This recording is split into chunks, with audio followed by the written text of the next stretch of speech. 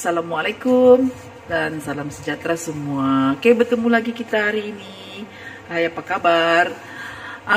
Hari ini kita bercerita berkenaan pengalaman, pengalaman saya. Oke, pengalaman saya lah. Ini pengalaman saya yang masa saya belajar di IPT lah dulu kan, di IPT. Ini pengalaman saya lah yang mungkin juga salah satu pengalaman yang tidak dapat dilupakan juga sampai ke hari ini lah. Oke, jadi saya mau cerita juga, dikongsi lah kan. Alhamdulillah kita mau kongsi juga pengalaman kita. Kadang-kadang ada juga mungkin kamu pun ada pengalaman masing-masing. Setiap orang mesti ada pengalaman masing-masing kan. Jadi saya pun mau cerita juga lah pengalaman saya masa saya belajar dulu kan. Pengalaman yang orang bilang macam serem-serem sedikit lah kan. Oke, ini cerita masa belajar dulu lah. Oke, masa saya belajar dulu, saya tinggal di asrama. Saya belajar tinggal di asrama lah.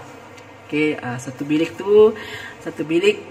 di asrama tuh satu bilik ada 2 orang lah. Kira kami senior masa itu kan, jadi kena bagi bilik 2 orang, satu bilik 2 orang. Jadi kami pun tinggal lah dengan kawan saya nih, 2 orang lah saya. Memang best friend saya juga lah. Kami satu bilik bersama-sama selama 3 tahun. Oke, jadi kawan saya ini satu bilik lah. Jadi ini ceritanya lah. Oke, saya mau ceritakan lah apa yang pengalaman yang saya tidak dapat lupakan itu kan. Oke, ini ceritanya begini. Oke, pada satu malam tuh, kan masa tuh saya mau cuci kain.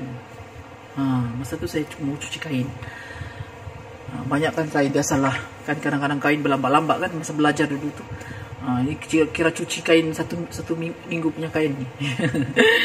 Oke, lepas itu saya pergilah ke apa nih, bagian di asrama tuh dia ada satu tandas yang khas untuk cuci kain lah. Oke, saya pun pergi cuci kain, bawa lah bakul yang bertimbun-timbun kain tuh, terus bawa lah pergi bilik. Oke, kemudian sampai di bilik tuh saya mau cuci kain lah sudah. Oke, ambil besen apa semua kan, baldi. Oke, tengah-tengah tuh cuci kain tuh kan, bertiga kawan saya masuk. Saya punya kawan satu bilik saya, roommate saya. Masuklah dia. Saya pun tengok dia. Dia pun mau cuci kain juga. Saya cakap dengan dia. Nama kawan saya tu. Hai, kau mau cuci kain juga? Sama lah. Saya cakap lah gitu kan. Sama lah, saya pun cuci kain juga ni. Banyak kain saya ni. Bertimbun-timbun sudah tak pada cuci. Okay. Banyaklah saya cerita masa tu. Banyaklah saya sambil cuci kain tu kan. Berhabislah juga saya bercakap. Banyaklah saya cakap gini. Banyaklah saya cakap. Tapi kan, masa saya bercakap tu, satu patah pun kawan saya tu tidak menjawab. Tapi masa itu saya tidak pikir apa-apa pun. Saya macam biasalah kan, masa itu manalah kita mau pikir apa-apa kan.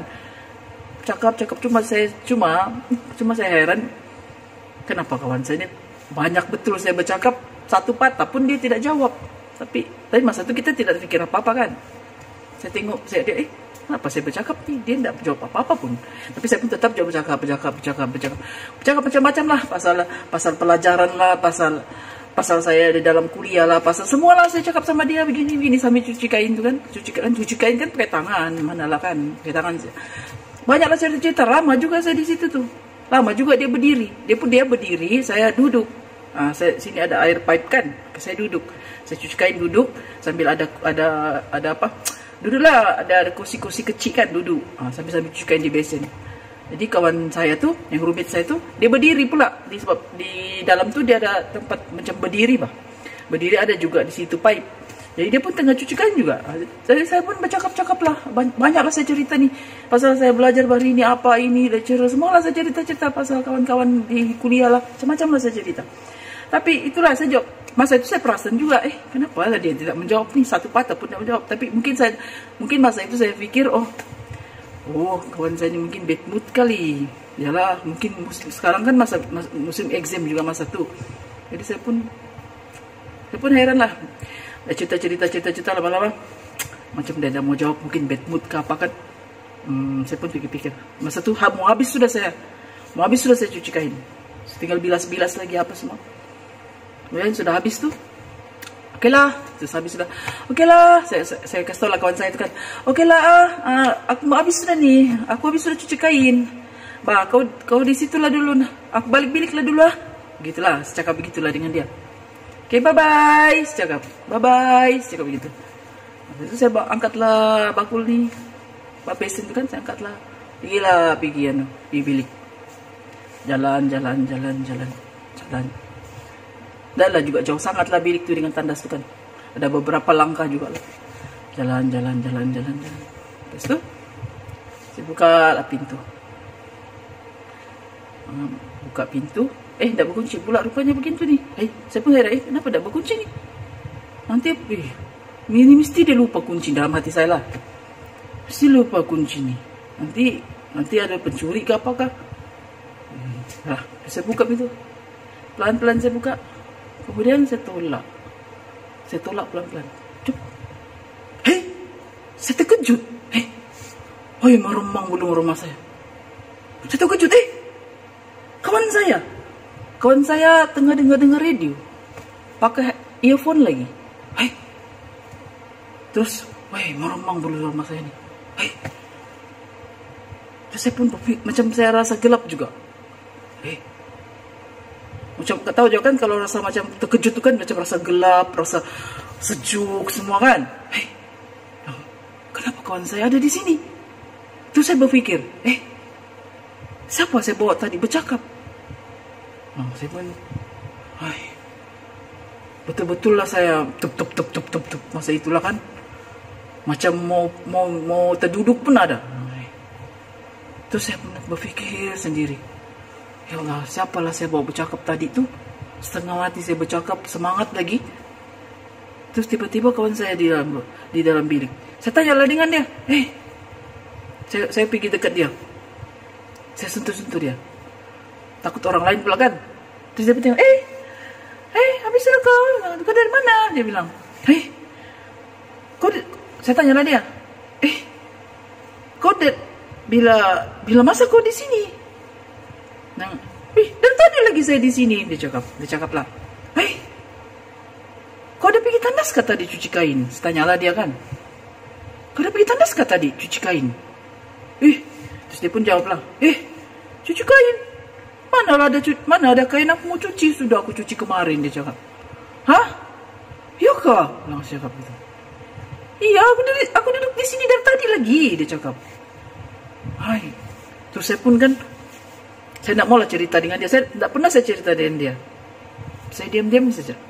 Sebab saya takut juga mau cerita-cerita begitu kan. Lebih lagi di tempat yang kejadian kan. Lagipun kawan saya tu memang saya tahu dia jenis penakut. Memang saya tidak boleh lah cerita. Jadi saya simpan sajalah dalam hati. Mungkin tak tahulah kan siapalah saya bawa bercakap tu. Sebab saya sudah tanya dia bilang dia tidak ada cuci kain, tidak ada apa semua. Jadi saya pun tahulah sudah sendiri kan. Simpanlah dalam hati saja. Saya pun tak pernah pun cerita dengan kawan saya itu. Sampailah ke hari ini. Jadi saya cerita dengan kamu lah. Memandangkan saya pun sudah tidak ada di sana kan. Jadi itulah pengalaman saya juga. Masa saya di sana lah. Di masa saya belajar dulu. Memang banyak lagi lah pengalaman saya sebenarnya. Kita cerita hari ini, kita cerita lagi. Hari ini baru saya cerita satu lah. Ini kali kedua saya cerita pengalaman saya. Sebenarnya banyak lagi pengalaman saya yang pelik-pelik yang saya alami lah. Dari saya belajar, dari saya remaja sampai saya masuk IPTA, sampailah saya kerja. Sampai saya kerja sekarang ni pun masih lagi. Jadi nanti saya akan cerita. Oke, ada banyak lagi saya mau cerita ya. Kita mau kongsi-kongsi lah pengalaman yang kita ada. Mungkin kamu boleh tulis komen-komen. Kamu boleh tulis komen-komen di bawah. Mungkin kamu pun ada pengalaman juga. Oke, kita jumpa lagi nanti. Cita-cita pengalaman nih. Kita akan jumpa lagi ya. Di lain hari. Oke, terima kasih yang sudah menonton. Oke, assalamualaikum. Bye.